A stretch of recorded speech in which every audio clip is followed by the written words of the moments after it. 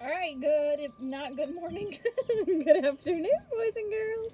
All right, here we go. I'm really sorry I'm so far behind. I don't know what happened to last week. This is why it's so important to set a schedule. All right, chapter 27, the final stretch. It was finally here, the last week of school. They were heading to Super Adventure on Tuesday and graduating on Wednesday. Oh, we were. 3 days left. Sitting in class Monday morning, it seemed like everything was going my way. Mrs. Lettscrot was running out of time to torture me. News of my ninja-like kick had spread throughout the school, and Josh had been missing in action since the dance.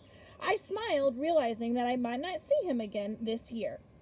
His partner in crime sat next to me, sulking, but it didn't matter to me anymore. Time to coast to the finish, I thought. You'd think I would have learned. Do you think he's going to coast to the finish? Things didn't start being bad right away. In fact, Monday was pretty normal, if you consider a crazy teacher normal. Do you consider a crazy teacher normal?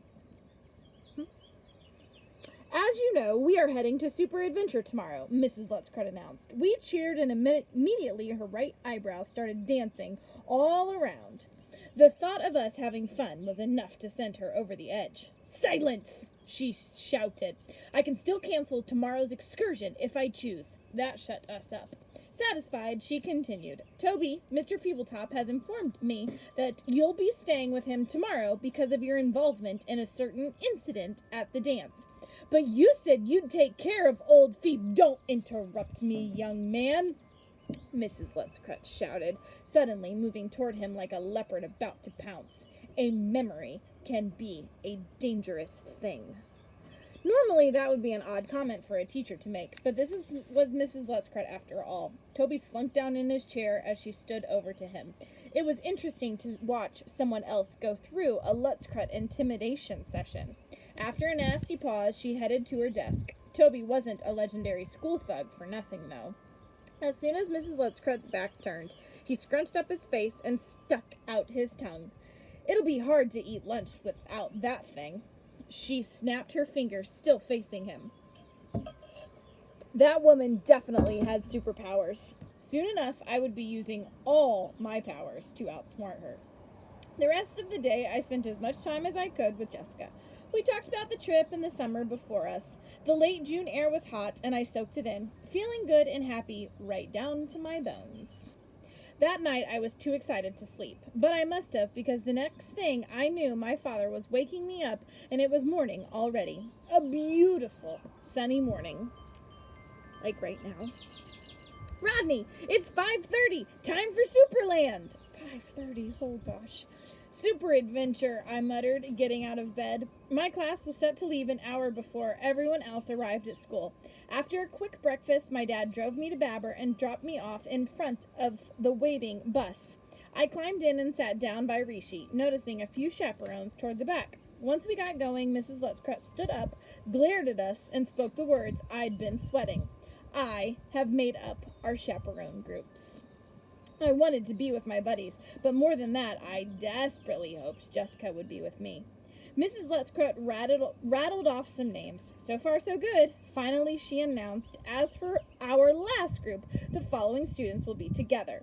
Rodney, Rishi, Tim, Dave, Greg, Kayla, Samantha, and Jessica. It couldn't have worked out better. It was almost too good.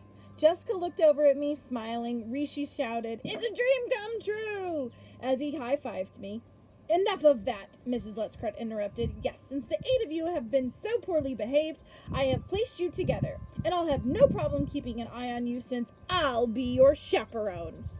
Dream come true? I whispered softly to Rishi.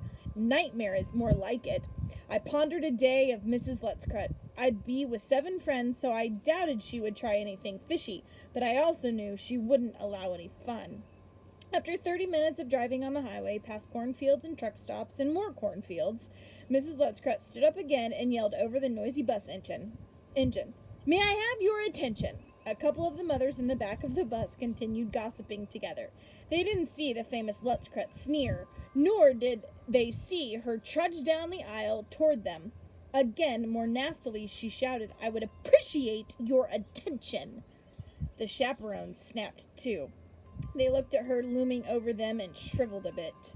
Mrs. Lutzkrut's wilting stare lingered on the two moms for a few seconds before she turned back and faced the rest of us.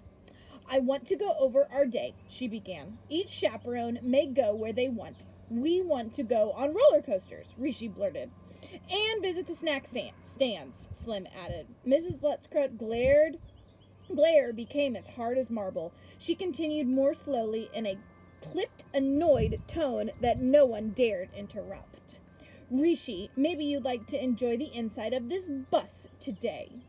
And chaperones, she added, turning to the two moms in the back, you must focus on your students. This is not a vacation for you. She shrank even further down in the green seats. Don't get separated from your group. Then she turned from the moms and had a special message for me. Remember, Rodney, amusement parks can be dangerous places.